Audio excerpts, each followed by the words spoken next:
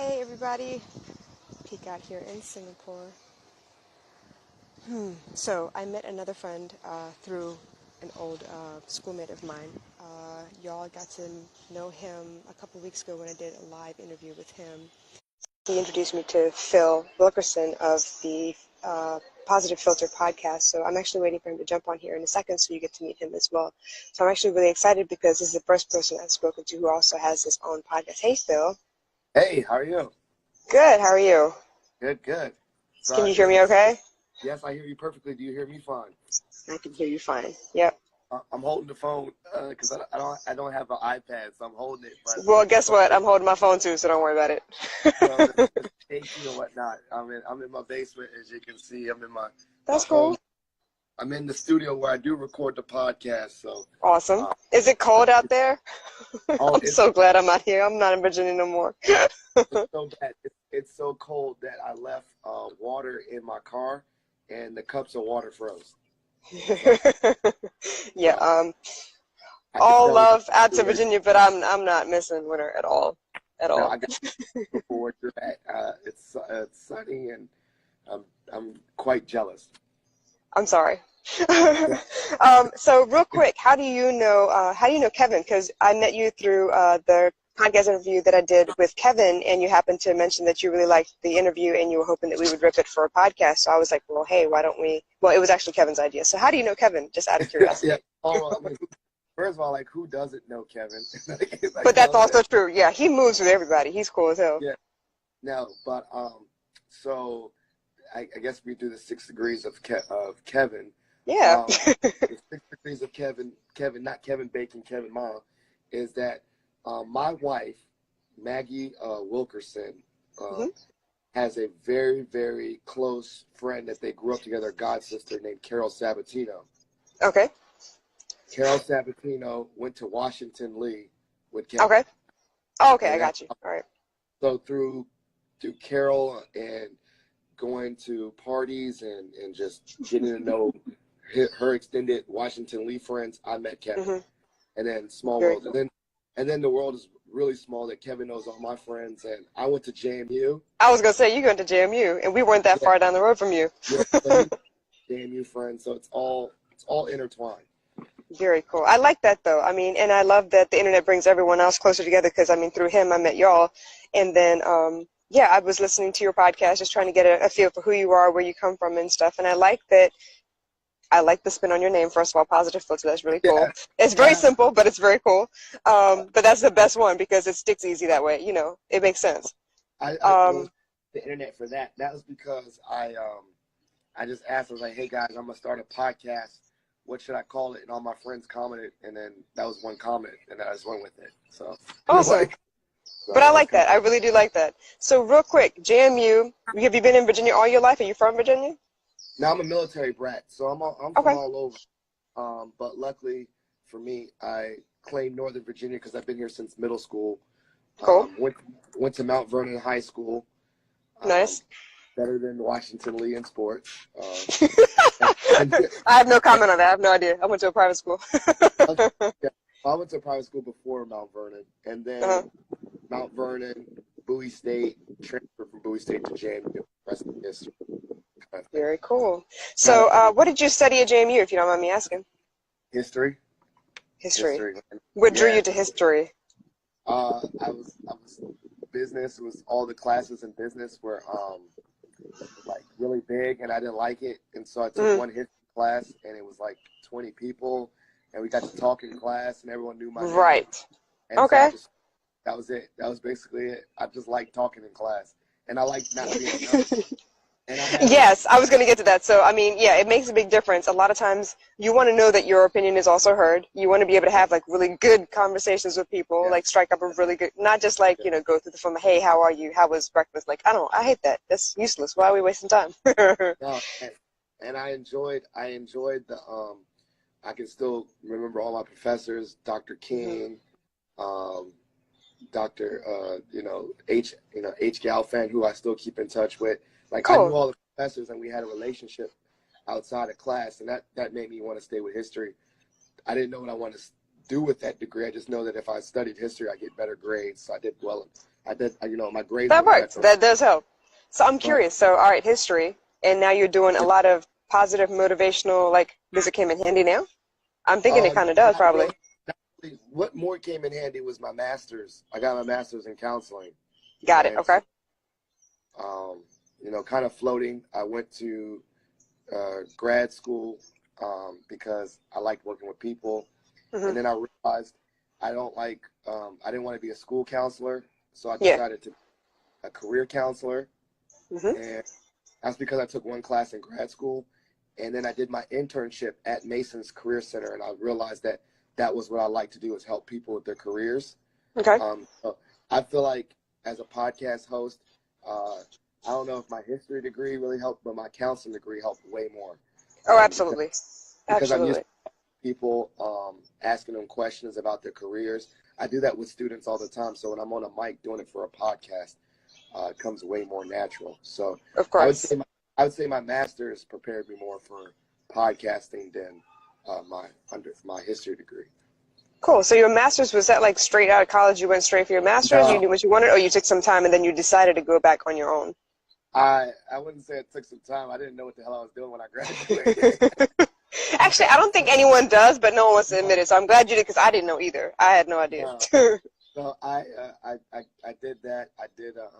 I worked at a school called Alternative Paths Training School with kids with special needs, autism, Down syndrome, but also with behavior issues. And I randomly got that job, not because I was seeking it. One of my friends had a job and put me onto that job. It's you realize a lot of my life is floating. And then but that's good. That means you get to your purpose faster. Yeah. And then I realized I liked working with people, so that's when I decided to go get my master's. But it was like a year and a half into that job when I was like, I gotta have, there's more than this job. And then I realized, like, if I wanted to advance in my career, that I guess I said literally, I was like, I guess you have to get a master's to get a job that you want. And I figured it out from there. Very cool. So your job now, do you have a 9-to-5 plus your podcast, or is the podcast it? Yeah. No, not at all. My wife, no, I wish. No, I really like my job. That's coming. We'll talk that into existence. That's coming. I actually do like my job. I don't think, even if I had the platform to leave, because I like working with students. I like the structure. So I work right now. My 9-to-5 is I'm a career industry advisor, but fancy word for career coach for students at George Mason University. And I really enjoy that. Nice. So you get like new people every year to talk to, and they're different, situations. That's got to be awesome. Yeah, it gets me out of the house and gets me moving. So I don't know. I really like that job. And then the podcasting is just a hobby and for fun. Awesome. But I mean, it sounds like both aspects of that like really fulfill you. So that's basically all any of us really wants, to feel like we made a difference every day, and then come home and relax. Yeah. I mean, and quite honestly, in working with students, they keep me young. I feel like I'm connected. I'm in the middle ground where I still know some of the music and all the things that they talk about, but then there's times where I feel old. But there's definitely, like I said, I wouldn't leave. There's a big energy. There's a lot of energy on a college campus. Yes, absolutely. I think that's unique to any work environment. It's like, obviously you're there for professionalism. You got a 9-to-5, you make checks, but there's a lot of fun stuff going on. You can walk out and there's something going on with the kids doing an activity. It's just, there's a lot of life when a campus is fully moving. Yeah. So I don't know if I want to leave that. I really like it. I probably wouldn't either. Outside of college, like once I graduated, I didn't know where I wanted to go, so I flirted for a little bit. I was a DM for a while. To manage a dorm of 105 girls was kind of cool, but I like that age group. Bridgewater College. Oh, wow. Bridgewater. Okay. Kevin and I went to school together, yeah. Yeah, I know that, but I didn't know you stayed at Bridgewater and did something else. I did, and it was kind of cool that it was the interim period where I got actually a lot more done. Once I was finished, and graduated and stuff, I wasn't ready to go enter the real world. I didn't want to play, send bills, and I was scared. I'm not gonna lie. So I was a dorm manager for a while, a residence director, RD actually, not DM. What was I saying? Yeah, residence director for a whole year. 105 girls I was in charge of. Like, why was I in charge of 105? It was cool though. I like that age group because it's kind of like, yeah, they're going through the motions of school, but they're trying to find themselves at the same time. Where do I fit? Who's my, who's my clique or whatever? What do I like doing? So I like that group a lot. And I actually got an internship with an HR manager at the local senior citizens home, which was kind of cool too. So that kind of like pushed me in a different direction in little ways as well. And sorry, was this the one the Bridgewater Retirement.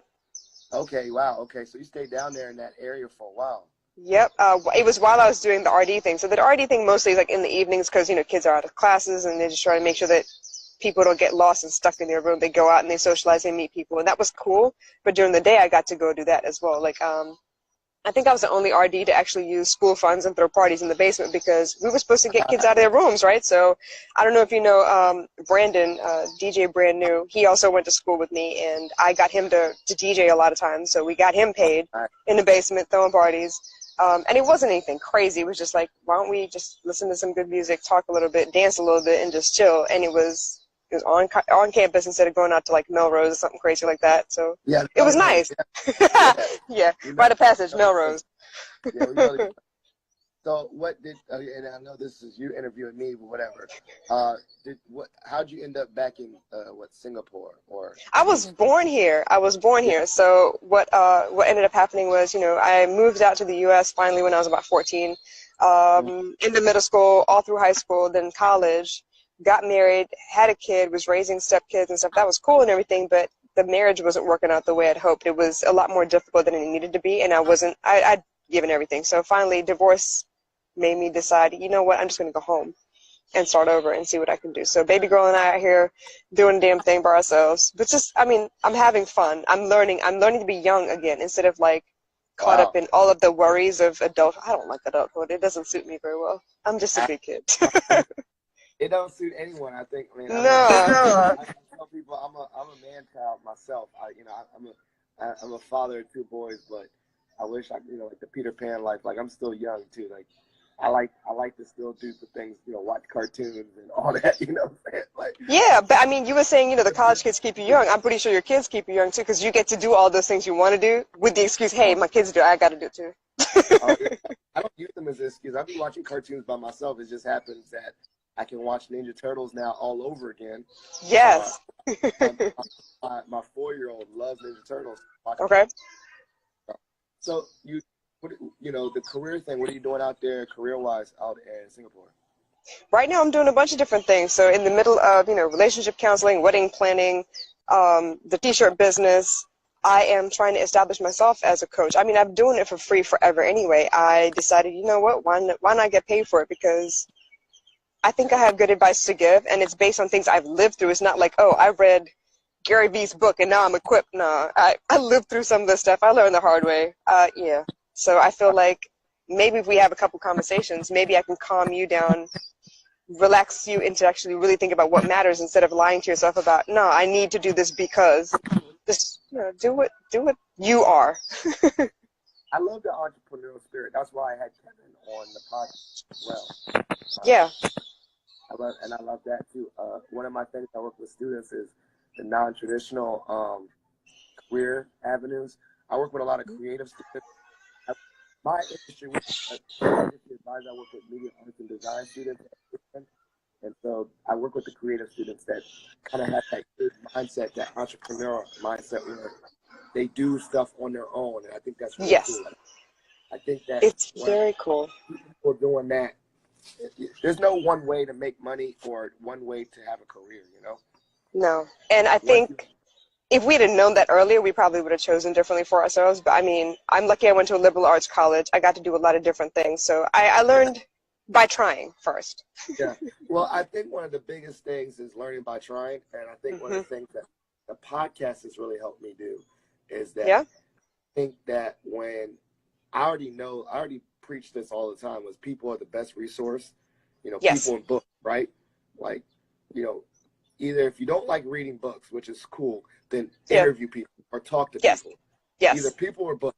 If you're an introvert, then read a lot of books. If you're an extrovert like me, just talk to a lot of people.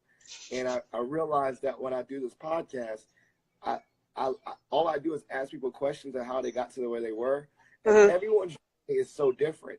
but everyone's Yes. journey shares so much. I didn't know anything about podcasting until I talked to people, and they gave me some tips. Yeah. I learned a little bit about being an entrepreneur and putting yourself out there by talking to Kevin or other people. Yeah. So like, he's strong. The force is strong with that one. yeah. So He's cool. I don't know. I think that's really cool when people, you can learn a lot. Like, there's no traditional pathway to careers. No. It's just a matter of, talking to people and getting some ideas. And then I think after you get those ideas, you have to do something though. You have to not be afraid to execute. Like, okay, I talked to like 10 people. They gave me some advice. Let me just do one of their ideas rather than just sit still. So, it's always good when people are talking to entrepreneurs, but like, did you actually sell something? Are you scared to put yourself out there? Are you scared to, post it on social media? Like, people think I'm silly. Well, who cares? Just announce that you're providing some service and see if you get clients, So I find that cool. But that's where the age group that you work with is so awesome, because I mean, I can't help it but that Coach Carter quote about, the what is your greatest fear is that you will be successful beyond measure, powerful beyond measure. So obviously, you want to think about it first, but I mean, what if? So a lot of it is like adrenaline junkie spirit for entrepreneurs. I feel like, just go do before you think about it and then see what happens. Then you can like adjust. So I feel like, being an entrepreneur has kind of kept me young as well, trying different things, talking to a lot of people. And I like that I get to showcase your story and then Kevin's story and other people like you, because our stories are very different, but a lot of the same lessons kind of pop up. We just handle them in different ways. They just look a little different. It's like the same T-shirt, but like a different message on the front of it. So I like that, and that's part of the reason I jumped at the chance when I don't even know why it didn't occur to me first. When Kevin said, "Hey, why don't you interview Phil?" I was like, of course. Why didn't I think of that? Because you have a story, you have a voice, you have a message. Yeah. And why not? It's worth it. It connects us all together a little bit more. It gives someone else courage somewhere, I hope. So that's all I'm trying to do. Give people courage. Well, the thing is too, there's two things I heard from there is that when you, like, I like when you said just do it before you can think. I know this quote, not quote, but the saying is paralysis by analysis. Have you heard of that? Yes. Overthink things, you're not going to make no moves. You're just going to be paralyzed. Sometimes I do it and figure it out as you go along. And then two, what is about the connection to people, why not? Like I said, for this podcast and business and everything, all about these relationships, there's times where you're thinking, okay, we're looking right now, we're on live. We got like 2 little people on live, right? Yep. I was like, no, but the thing is, we're putting out content or putting out messages. There might be opportunities I've noticed with my podcast where I'm like, don't read the numbers, because you never know where your influence or your reach will hit. Yeah. And I've gotten people that come up to me like later and be like, I listened to your podcast. I'm like, I had no clue that person ever listened. Right. So yeah, absolutely. Just do it. Don't do it to spread a message that, like, if I'm in my mind thinking like, I would say this message to one person, I would say this message to an audience of 100. Yeah. It don't matter, because my message is the same. My message of trying to help people is the same, whether it's one person or 5 people or 100 people. And the more, it's easier. Maybe it's easier if I'm comfortable around one person, but if I get comfortable talking to 1 or 5 people, I should be comfortable talking about this in front of hundreds of people. Exactly. I love that you said that. And you said that in your very first introduction podcast, too, where you were like, I don't know who's listening, but I just want to get this out there, because I did think about this for a while before I actually jumped on and did it. But, now that I'm doing it, it's okay. It's like that first step is like, you think about it so much, but once you start going, that momentum kind of carries you. But the other thing I thought about while you were talking was, I don't want to be a role model because I'm supposed to be a role model. I want to do my thing and live my life. And then if you find that, I helped inspire you a little bit, great. I don't want to be caught in, I'm a role model, I can't do this. And I'm a role model, I can't behave like that. No, this is just me. So I try not to think about or look at who all's listening, because I'll get sidetracked. And sometimes you get worried about, this person is listening, what do I say that might offend? I don't want to do that anymore. So I try not to. I mean, a lot of people will say, hey, thank you for joining. I like that. I respect that. But I would get sidetracked, and I'm scared that my message would get jumbled in the process of doing that too. So I just kind of carry on with whatever flows whatever flows going, and finish it up by then. It's a balance. I mean, I I did something with my fraternity. we volunteered in Arlington. Yeah. Got to show the A5. Shout out. Very cool. The thing is, I would say, like, is that for service, right? You want to do service for a greater good, regardless, right? Mm-hmm. But at the same time, I mean, I ain't gonna lie and say without any reason to be a little selfish, is that I get a sense of happiness when I help people. I get a sense of purpose. So I will say that I'm sharing my message to help people, but it also makes me feel good, and I'm chasing something for myself. What's it? Well, altruism or altruistic, whatever. So I'm not gonna lie and say, oh, I'm just doing it selfishly. No, there is a little bit of selfishness in this where it's like a package deal, right? I get fulfillment. I feel good when someone is helped because of me. Legit because of me. You know what I'm saying? Like, so if someone comes up to me and says, hey, Philip Wilkerson, I listened to what you had to say. It got me motivated. It got me started. I chased my dreams. Thank you. That gasses me. That hypes me up more than anything. Now, but it's good. Will I do it because of that person? No. But do I do it for that? I don't. It's a balance. Like, the balance is I want to help other people, but and it gives you a little more energy to continue doing what you're doing. You were going to do it anyway, but it gives you the push to continue. Yeah, absolutely. I hear that. That's what I was saying. I think that's the good mindset to have. Like, I'll do it anyway. I'm going to do this regardless. But you doing that gives me a boost. There's times where you can do something and the only motivator that you have is yourself, and that's hard. You have to, you have to be your biggest cheerleader. But it's also an added bonus when you have other cheerleaders and people rooting for you, or people supporting you, or people that you helped happy. Those gives me a little bit of joy. But at the same time, you're right. I'm gonna do this regardless. So it's kind of like confirmation. Like, okay, this works. Let's keep going. Let's keep doing it. It's absolutely a lonely journey. There are so many times where I'm like, I can. It's like, I think I can. I know I can. But when somebody comes up and says, man, you know what, can I shout you on a post? Because I remember that conversation one time that we had, and it really helped me through like a dark place. And I'm like, yes, I got to keep going. This is all I need. That'll fuel me for a while, actually. So absolutely. I totally hear you. It refills the tank. I mean, like, yes. And it don't take much. You might be on E and say, man, this is dumb. No one listens, Yeah. And one person that gives you a boost to keep going. And that, quite honestly, that was me before I started going weekly with my own podcast. There was a long period where I was overwhelmed and stressed, and I probably was doing like one every 3, 4, maybe 2 months. And then I got a couple people hit me in the inbox saying, are you still doing the podcast? That's cool. And that gave me a little bit of boost. And now that I'm weekly, I've found a rhythm for it. So that's good. Very cool. So when you do your podcast, is it straight to YouTube? I saw you on YouTube. I know you have an Instagram account and everything. Are you on? No, the podcast is mainly through this thing called Libsyn. It's a hosting site. And then I record normal, and then I edit it, and I put it on Libsyn, and then Libsyn will blast it on YouTube, SoundCloud, iTunes. It puts it on all the different lanes for you. Awesome. That's amazing. It takes the audio and rips it everywhere. So it's one-stop shop. So for those out there that want to start a podcast, talking to you, rip audio for this, get a Libsyn account. It's LIBSYN, Libsyn.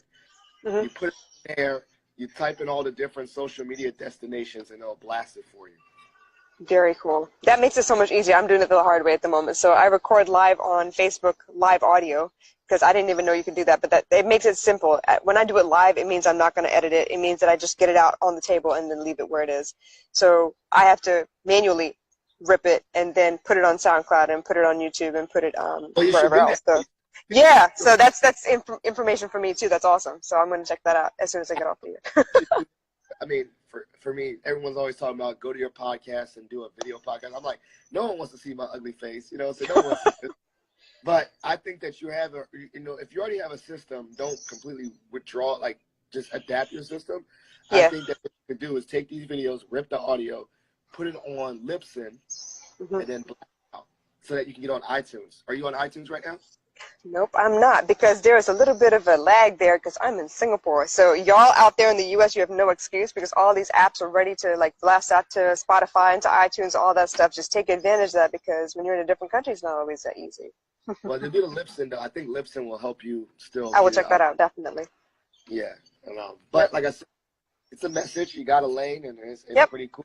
And like I said, it's all the stuff I learned on YouTube. I learned Googling, and I learned from my podcast mentor. His name is Dean Picari. He has a podcast called The Meaningful Life. I think I've heard of that, actually. Yeah, that's so cool. Shout out to Dean Picari if you heard about him. He went to VCU. I met him through my friend Sam Nang. My boy Sam Nang is one of my closest friends. And he went to VCU with him and connected me and was like, give him a call. And I just did. And Dean helped me all out. So, but the point is, Dean, I called him one time. He just ran through all his ideas. I wrote it down and I just went with it. So yeah. I found a And that's why talking to people, see, mentors do help, and talking to people helps always. You always get new information. I had no idea. So talking to you helped me this morning. So I'm very grateful. That was morning time. That's nice. Yeah, man. It's about 11 o'clock in the morning on Tuesday, so I live in the future, you know. You live in the future. Oh. Yeah. Teaching my class is like tomorrow, my first class in the future. So teaching some college kids career development class. So.